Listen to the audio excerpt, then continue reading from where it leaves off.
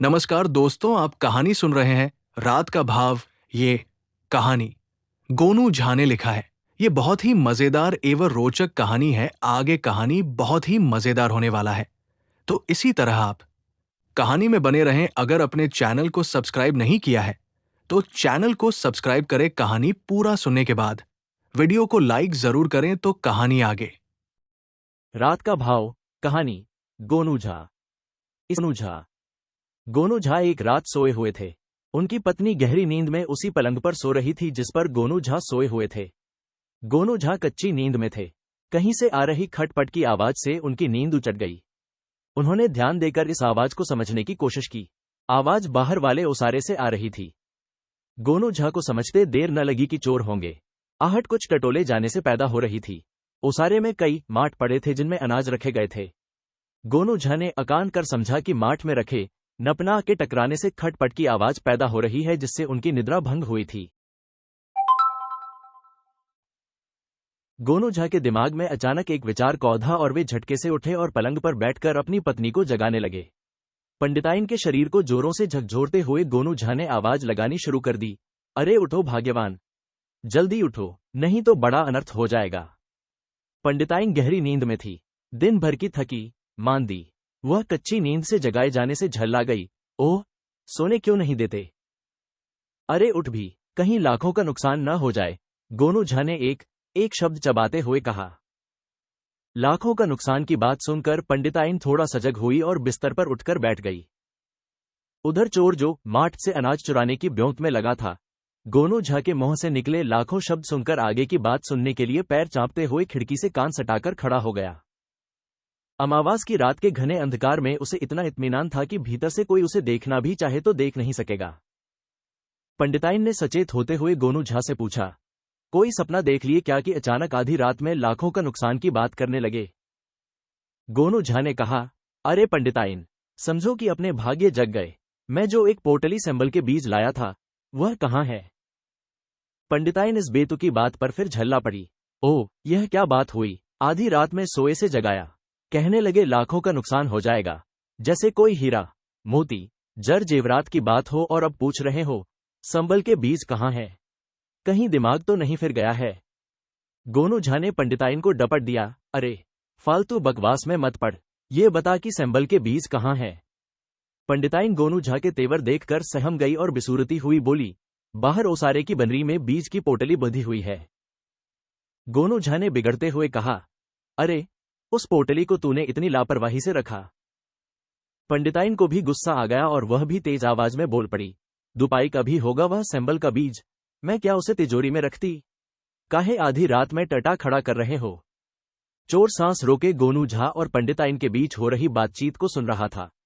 उसे भी समझ में नहीं आ रहा था कि एक पोटली सेंबल के बीज के लिए गोनू झा इतना तड़क क्यों रहे हैं। तभी उसके कान में गोनू झा की आवाज पड़ी, अरे भाग्यवान, अब वह सेंबल का बीज तिजोरी में ही रखा जाएगा। तुम्हें कुछ दिन दुनिया की खबर भी है। एक यूनानी चिकित्सक ने सेंबल के बीज से जीवन रक्षक औषधि बनाई है और रातों रात सेंबल के बीज की कीमत हीरो जवाहरातों की तुलना में 200 गुना बढ़ गया है।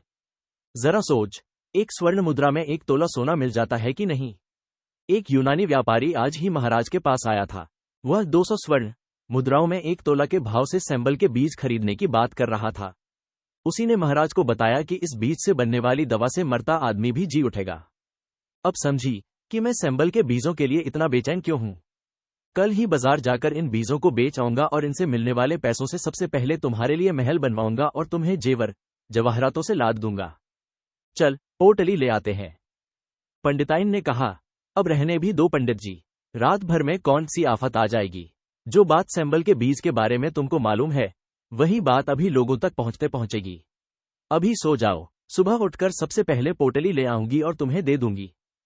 गोनू झा को जो संदेश बाहर खड़े चोर को देना था वह दे चुके थे, इसलिए उन्होंने मन मारने के अंदाज में कहा, ठीक है भाग्यवान, जैसा तुम कहो। वैसे भी अभी सेंबल के बीज की कीमत महाराज के अलावा केवल मैं जानता हूं। अच्छा चलो सो ही जाते हैं। और गोनू झा बिस्तर पर लेट गए। पंडिताइन ने भी राहत की सांस ली और सो गई। दूसरे दिन सुबह सुबह पंडिताइन घबराई सी गोनू झा को झंकोर कर जगाने लगी, उठिए पंडित जी, गजब हो गया, उठिए। गोनू झा उठे। उन्होंने घबराई सी पंडिताइन को देखा तो मुस्कुराकर पूछने लगे, तो पोटली गायब हो गई? पंडिताइन जवाब देने की बजाय सुबकने लगी। वह पछतावे से भरी हुई थी कि यदि उसने गोनू झा की बात मानकर रात को ही बनरी से पोटली खोल ली होती तो यह हादसा नहीं होता। न जाने कौन रात में पोटली खोलकर ले गया जिसमें बहुमूल्य सेंबल के बीज थे। गोनू झा को लगा कि चोर वाला राज अब खोल देने में भलाई है। न जाने सेंबल के बीज के सदमे में पंडिताइन पर क्या गुजरे।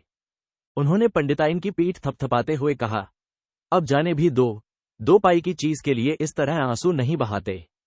फिर उन्होंने पंडिताइन को बताया कि रात को उन्होंने चोरों की आहट सुन ली थी और उन्हें गुमराह करने के लिए सेंबल के बीज के भाव बताए थे तथा एक किस्सा गढ़ दिया था।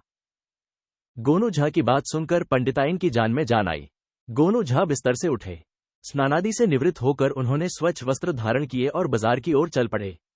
बाजार पहुंचकर उन्होंने सबसे पहला काम ये किया कि बाजार सुरक्षा चौकी पर गए और वहां के चौकीदार से बताया कि बाजार में यदि कोई सेंबल का बीज बेचता नजर आए तो उसकी गतिविधियों पर नजर रखी जाए, क्योंकि एक ठग कल से ही सेंबल के बीज को जीवन रक्षक औषधि बताकर बेचने की कोशिश कर रहा है। वह सेंबल के बीज की कीमत 200 रुपये तोला बता रहा है। वे खुद उससे ठगाते ठगाते बचे हैं। पहले तो चौकीदार को विश्वास ही नहीं हुआ कि कोई व्यक्ति इस तरह का दुस्साहस कर सकता है कि 2 पाई की चीज के लिए 200 स्वर्ण मुद्राओं की मांग करे, लेकिन बात चूंकि गोनू झा की थी तो उसे सतर्कता दिखाने की मजबूरी हो गई। चौकीदार को लेकर गोनू झा बाजार का चक्कर लगाने लगे। एक जगह पर उन्होंने एक व्यक्ति को कपड़ा बिछाए सेंबल का बीज बेचते देखा। आमतौर पर सेंबल के बीज बाजार में नहीं बेचे जाते, इसलिए उन्हें विश्वास हो गया कि यह व्यक्ति कोई और नहीं, वही चोर है जो रात में उनके घर से सेंबल के बीजों की पोटली चुराकर ले आया है। उन्होंने चौकीदार को इशारा कर दिया और उनके इशारे पर चौकीदार चोर के पास पहुंचा और उससे सेंबल के बीज की कीमत पूछा। चोर ने चौकीदार की ओर देखकर कहा, 200 स्वर्ण मुद्राएं प्रति तोला। चौकीदार ने प्रश्न किया, अरे इतना महंगा क्या है इन बीजों में? आखिर ये सेंबल के ही बीज हैं न? चोर ने मुस्कुराते हुए कहा, अरे ये साधारण बीज नहीं है, इन बीजों में जीवन रक्षक तत्व है। तब तक गोनू झा वहां पहुंच चुके थे और चोर चौकीदार संवाद का रस ले रहे थे। उन्होंने चोर से कहा, अरे तू तो रात का भाव बता रहा है।